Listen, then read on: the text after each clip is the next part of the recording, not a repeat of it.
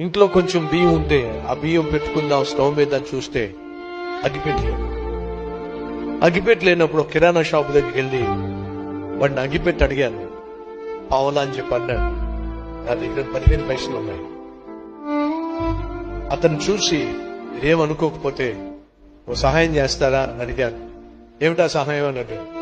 అని అన్నాడు, ఈ అగ్గిపెట్టిలో సగం పుల్లలు మాత్రమే నాకు ఇవ్వండి, సగం పుల్లలు మీ దగ్గర ఉంచుకోండి అన్నాడు.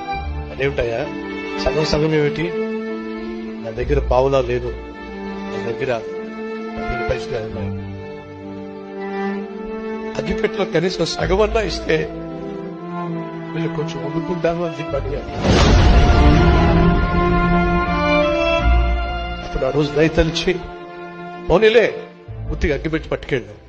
సహోదరి సహోదరు, ఈరోజు ఎంతగా ఈ సేవ వర్ధిల్లింది అంటే దీని వెనక ఎంతో కన్నీరు, ఎంతో త్యాగం, ఎంతో ప్రయాసం ఉంది.